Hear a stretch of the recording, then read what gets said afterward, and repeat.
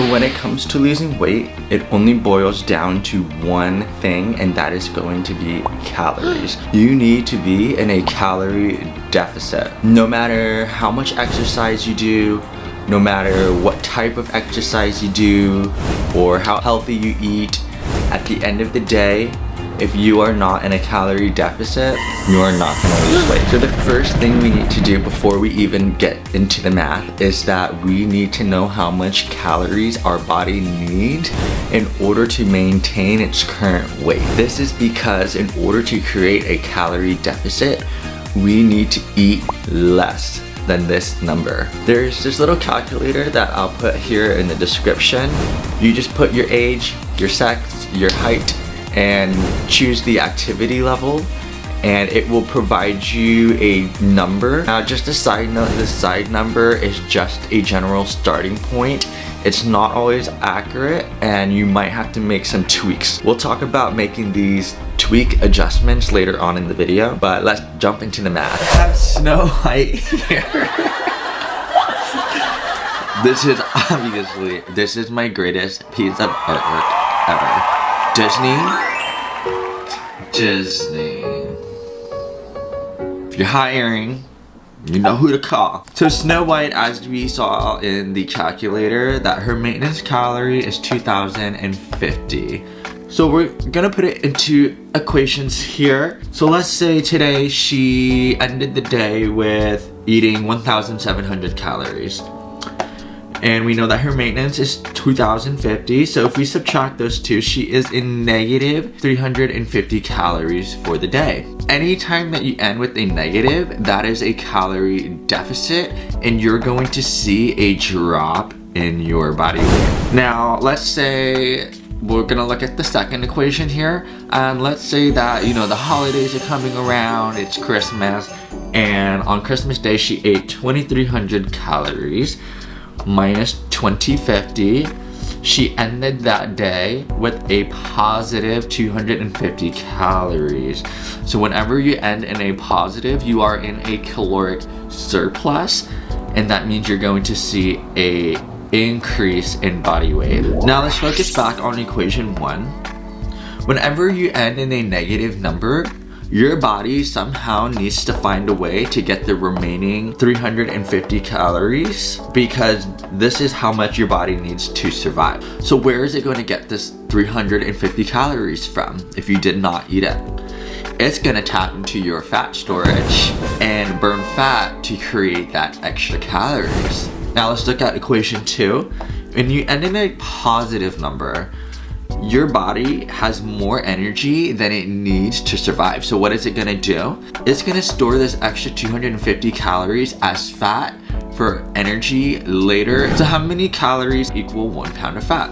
Well, right here, 1 pound of fat equals 3,500 calories. So if Snow White wants to see a drop in body weight from, let's say, 130 pounds to 129 pounds, she is gonna have to do equation number 1 for 10 days to see a drop in 1 pound of body fat. So next we're gonna talk about how exercising is super helpful in making sure that you're in a calorie deficit.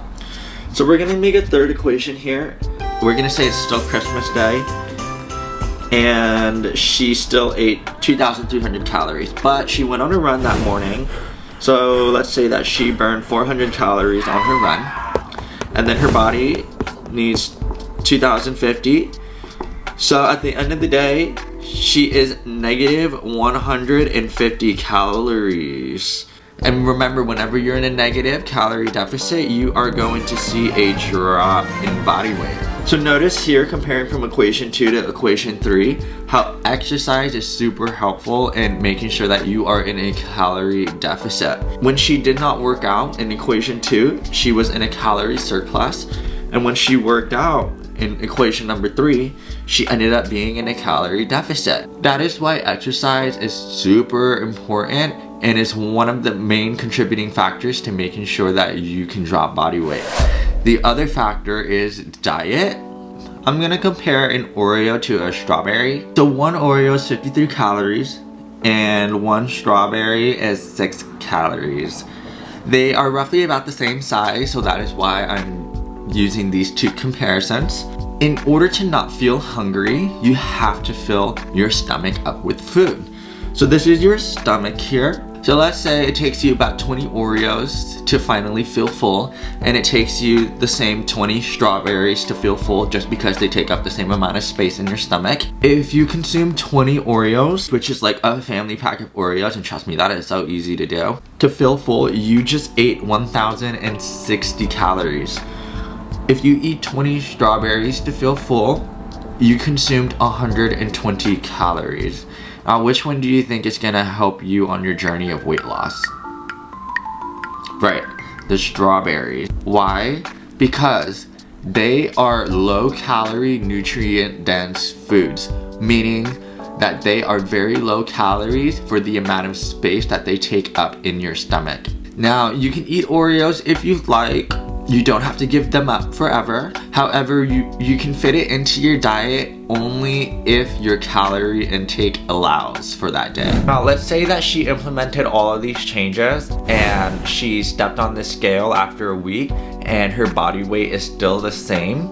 The first thing is to make sure that she is calculating all of her calories, making sure she's factoring in all the hidden calories, such as like olive oil that you use to cook, and also making sure that serving sizes and portion sizes are accounted for and accurate. Now, if all her math is correct, she can drop that maintenance number from 2,050 to 1,950. Try that out for a week. If she still does not see any body weight drop, then she can drop it further another 100, so it's 1,850.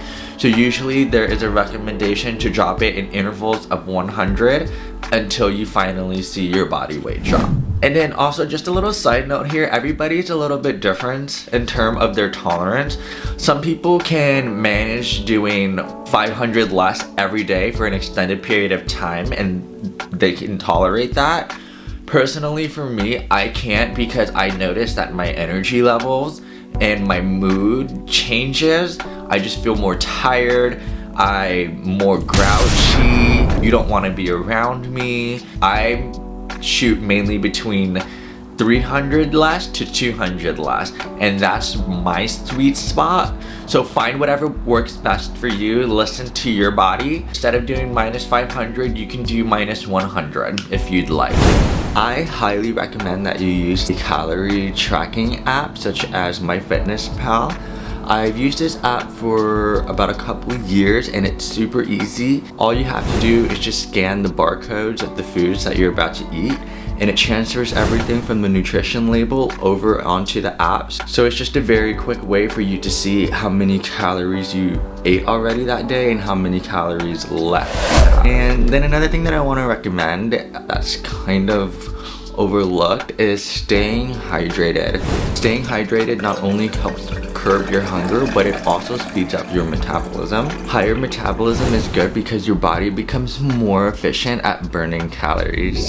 So that is all for this video. I hope this helps, and just a little reminder that this journey does not need to be miserable. Find foods that you enjoy eating, find exercises that you enjoy doing. You're gonna hear me preach that a lot on this channel, but it's all about creating a sustainable lifestyle that you're going to stick with, hopefully, for the rest of your life. Also, because you don't want all your hard work of losing body weight, which is hard and not an easy process, to come back because your methods of losing the body weight was just not enjoyable or sustainable. As always, there's no better time to invest in your health than right now. Until next time, take care.